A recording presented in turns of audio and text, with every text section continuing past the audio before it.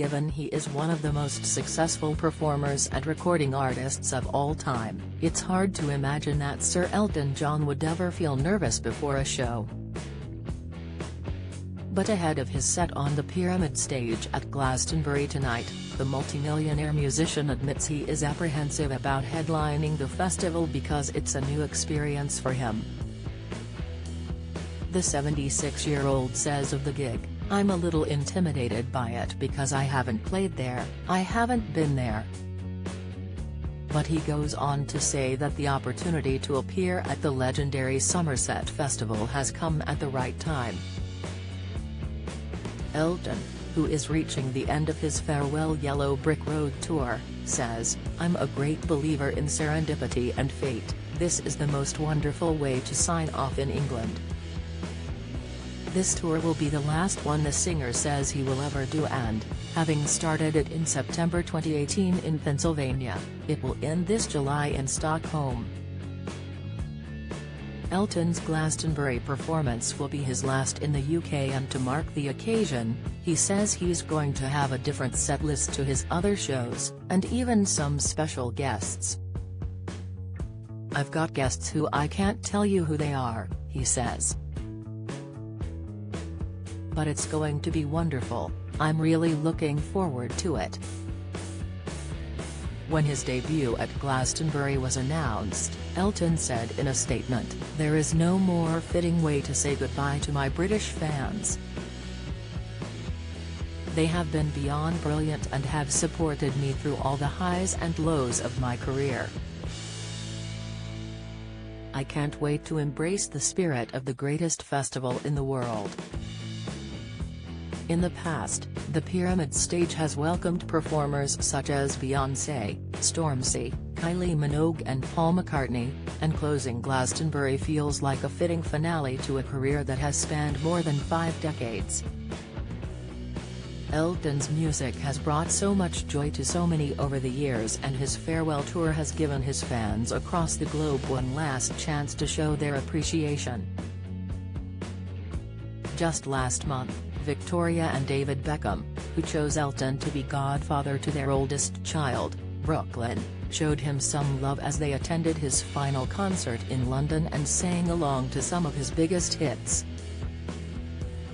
In a video posted to his Instagram, an emotional David hugged his daughter Harper as he sang along to "I Guess That's Why They Call It the Blues." Victoria was similarly appreciative, sharing a clip of David belting out Crocodile Rock. The Beckhams aren't the only famous faces who watched Elton sing on stage in the capital. GMB presenter Kate Garraway and her husband Derek Draper also attended one of his London shows in April, with Elton dedicating "Don't Let the Sun Go Down on Me" to the inspiring couple. Kate told her Instagram followers afterwards that the gesture had made her burst into joyous tears and thanked Elton for his huge heart. The celebs were also out in force at his final U.S. concert at the Dodger Stadium in Los Angeles last November, with the likes of Jude Law, Mick Jagger and Paul McCartney in attendance. The show, which was live-streamed globally, included a video tribute from the Duke and Duchess of Sussex. Prince Harry thanked him for entertaining everybody for so many decades and for being the friend that you were to my mum. Harry wrote about his close friendship with the superstar in his memoir Spear and said he'll always love the singer after they formed a strong bond following Princess Diana's death. Elton was close to the royal, and when he performed a reworked version of Candle in the Wind at her funeral in 1997, he moved millions with the poignant lyrics.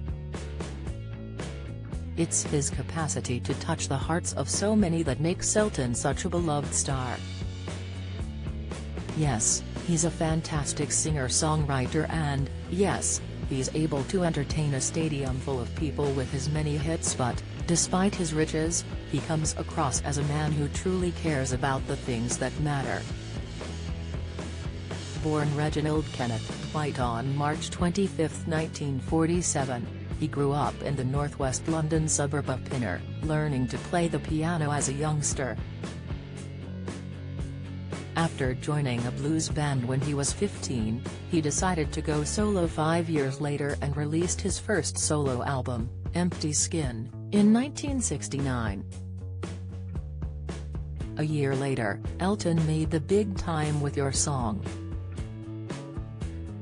What followed was hit after hit, with gems such as Tiny Dancer, I'm Still Standing and Sacrifice dazzling fans around the world.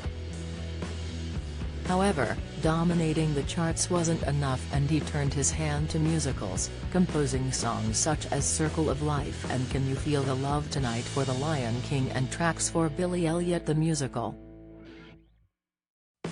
Music aside, Elton has also been a beacon of light in the gay community and he came out as bisexual in 1976. He was married to German sound engineer Renate Blau from 1984 to 1988 and then, in 1993, he met the love of his life, Canadian filmmaker David Furnish, now 60, at a dinner party thrown by mutual friends. They entered into a civil partnership in 2005. One of the things Elton is most admired for is the fact he uses his fame to promote causes he believes in. The singer, who battled drug and alcohol addiction in the past but has been sober since 1990, established the Elton John AIDS Foundation in 1992, which is one of the leading independent AIDS organizations in the world. He is also a huge advocate for LGBTQ+ rights and won the Global Impact Award at the British LGBT Awards in 2020. As soon as gay marriage became legal in 2014, and on the 9th anniversary of their civil partnership, he and David got married in a ceremony at their estate in Windsor. But this time they had two very special guests in the form of their sons, Zachary and Elijah, who were ring bearers. The couple became parents with the help of a surrogate in 2010, when Zachary was born on Christmas Day. They had Elijah 3 years later. And it's clear that becoming a father has been one of Elton's greatest joys. No doubt one of Elton's main motivations to give up touring is to spend more time with his family. And as he hangs up his sequined blazers for good, it strikes us that the singer will be remembered for his humanity as much as his music.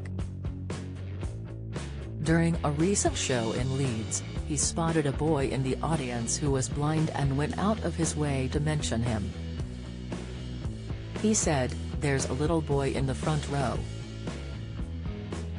He can't see me but he can hear me and he just broke my heart all night. You are so special and you made me feel so great tonight." The emotional singer then went on to thank his fans for their love and loyalty and said, "This is my last tour but it has been such a wonderful occasion as you've shown me more kindness on this tour than I can ever remember. Somehow we feel like we should be the ones thanking you, Sir Elton."